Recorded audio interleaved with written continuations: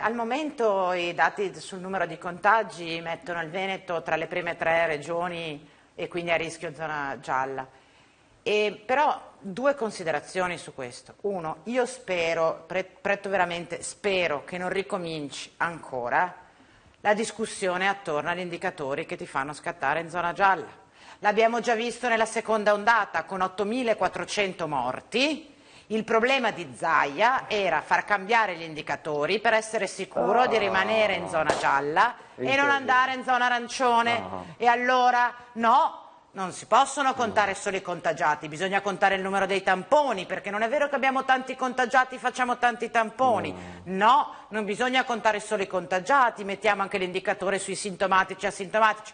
Un giochino che ci ha consentito di restare in zona gialla fino alle chiusure natalizie imposte dal governo, e i numeri dei morti e dei contagi della seconda ondata in Veneto parlano da sole. Io spererei, ritorno a dirlo, che l'esperienza qualcosa ci abbia insegnato. Allora, Pretto, il tema non è cambiamo gli indicatori così rimaniamo in zona bianca, è una scorciatoia che aiuta magari in termini di consenso, ma che non ci fa raggiungere l'obiettivo. Se siamo tra le 3 regioni con più di contagi e se abbiamo già visto che le raccomandazioni, mascherine, lavaggio mani, distanziamento sociale non è sufficiente, in Veneto come in tutto il mondo dobbiamo correre ai ripari in qualche altra maniera.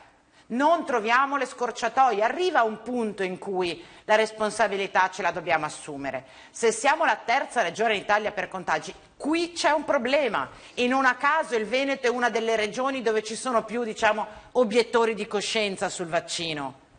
Perché devo dire che la regione del Veneto ha messo in campo una macchina vaccinale efficiente. In Veneto ad oggi tutti quelli che vogliono vaccinarsi hanno potuto vaccinarsi.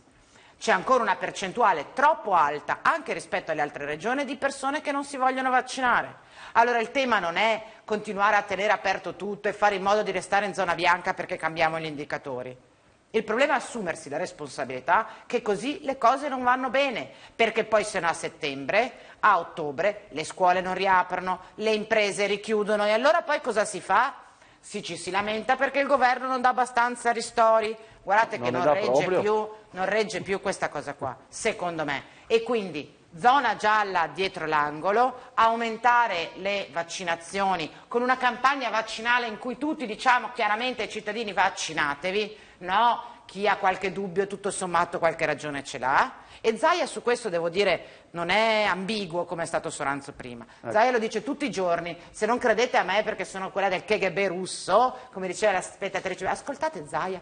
Zaia vi sta dicendo di vaccinarvi, tutti, anche i ragazzi. Allora, stiamo su quella roba lì, Pretto, no mascherina, distanziamento sociale, no, non vado io in piazza, invece. Allora va bene, perché poi le persone, lo diceva in parte Soranzo prima, hanno voglia di festeggiare, hanno voglia di avere socialità. Allora noi, se vogliamo davvero uscire dalla dinamica, ti impedisco di lavorare, festeggiare, stare insieme alle persone, dobbiamo investire sulla campagna vaccinale, e il Green Pass è uno strumento.